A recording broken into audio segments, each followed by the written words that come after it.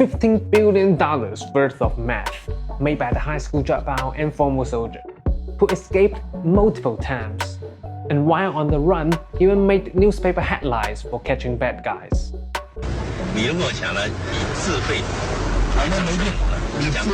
This is the story of the biggest drug manufacturer in China's history.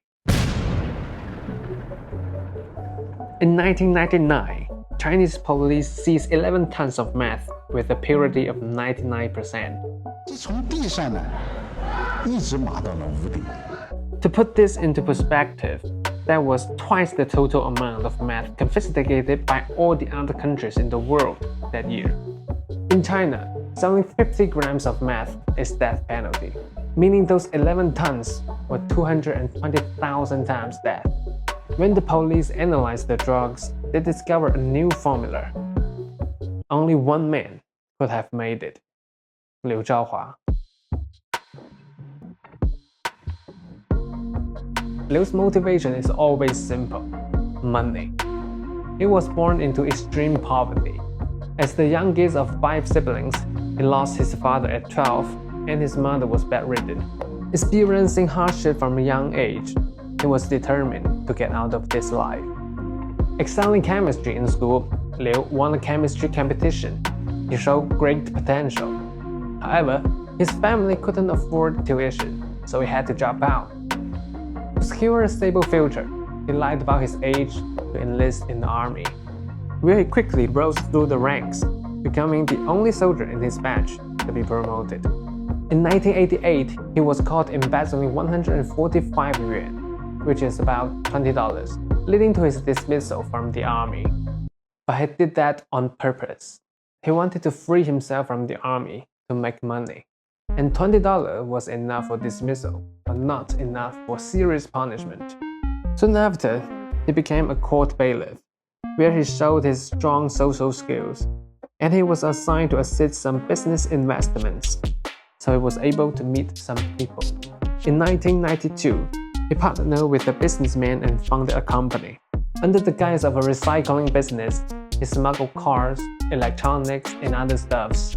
By his late 20s, he was already rich, and naturally he quit his job. But his success came to an end very quickly, as the government worked harder on smuggling issues. Desperate for a new opportunity, he had his eyes on meth. Through his connections, Liu met a businessman who discreetly gave him a box of 100-gram ephedrine, the key ingredient for making meth. The businessman introduced him to the lucrative potential, as long as he could make meth out of this ephedrine. Liu said, "Okay, it is chemistry, I got it." Then he bought some chemistry book from a local bookstore, just some common textbooks. Using the information from the textbooks, he began experimenting with meth productions. A few days later, in a hotel room, he successfully synthesized meth. Yeah, just like that. A few textbooks and some experiments, he made it. However, since China had strict control on ephedrine, it's hard to get and easy to track, so he needed an alternative. Over a year, through relentless research and experiments, he developed a new formula using available common chemicals, which you could get as much as you want at that time. The result was a low-cost, yet highly effective meth manufacturing process. He alone made a new formula. However, his final products were yellow and cloudy, which didn't meet his high standards. So, determined to perfect his formula, he sought the guidance of a retired chemistry professor he had met during his old days. Pretending to be researching on some common health supplements, he brought some samples to the professor for some advices. Unaware of the true nature of the substance, the professor gave him some advices on crystallization. A month later, Liu had successfully developed a highly sophisticated meth production method, laying the groundwork for what would become a drug empire. Liu had one rule for his business though. His meth could not be sold in mainland China, because the drug control in China was no joke, and according to himself, it wouldn't mess up with his own people. 怎么讲？人家曾经用鸦片来打开整个大门，我也应该可以用冰毒打开整个大门。 However, his associates ignored this and began selling locally. But their very first customer turned out to be an undercover policeman, and those two stupid heads were arrested immediately. And remember, Liu had worked as a court bailiff for a while, so through connection, he was able to send a message to those two, telling them not to say anything and wait for rescue, which was a lie, of course, but they believed it. When the judge gave them death sentence, he knew those two would rat him out and it was time to go. When authorities raided his home, they not only discovered a lot of meth-making equipment, but also a hidden tunnel leading to a river 150 meters away. A speedboat was at the riverbank, allowing Liu to escape within 5 minutes. He fled, abandoning his wife and child. Later, after hiding a while, he came back and he met Chen Bingxi, a drug lord who controlled a vast drug network. To enter this high-stakes world, Liu offered his meth production expertise in exchange for a 50-50 profit split. So, one cook, one distributor. Together, their so-called business was booming. Within months, they produced over a ton of meth. However, Liu's ambition went far beyond this.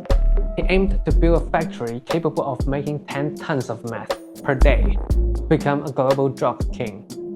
He liked to cook, and he tried to perfect his craft.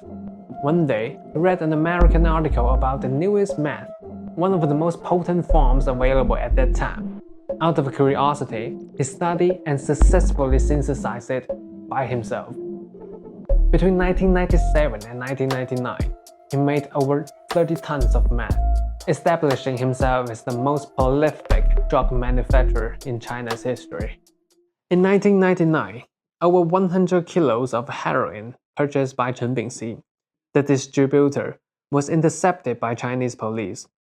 This bust led them to another warehouse, where they uncovered over 500 boxes of meth, enough to cover an entire basketball court. Again, Liu was exposed by his distributor. Chen Bingxi fled to Vietnam, and Liu Zhaohua planned to return to his office to collect some cash before escape. But as soon as he stepped into the elevator, he noticed everybody was going up to the 8th floor, where his office was at. He immediately realized that all of them were undercover cops. So he casually pressed the button for 7th floor. As soon as the door opened, he slipped out and escaped through the fire exit, leaving his money behind. That same day, a massive police force was deployed. Authorities locked down 10 district checkpoints and major transport routes, inspecting every suspicious vehicles leaving the city. Anticipating this, Liu knew that taking public transport or driving was dead end. Instead, he bought a bike and spent 3 hours biking his way out of the city.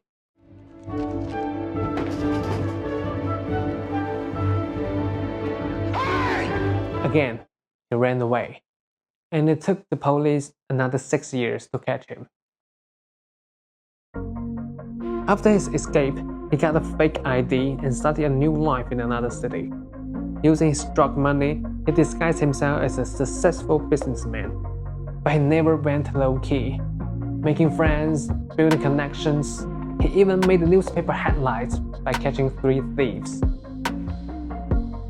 He could have just lived like this, doing legitimate things, living with his 3rd wife. Money was not a problem for him anymore, but he couldn't help himself. I liked it. I was good at it. But in 2004, Chen Bingxi, his former distributor, was arrested in Vietnam, and his confession exposed Liu's crimes. A nationwide manhunt was launched. One evening, while watching TV with friends, Liu saw his own face on the police wanted list, and he remained calm. But inside, he knew he had to run again. He even didn't go home.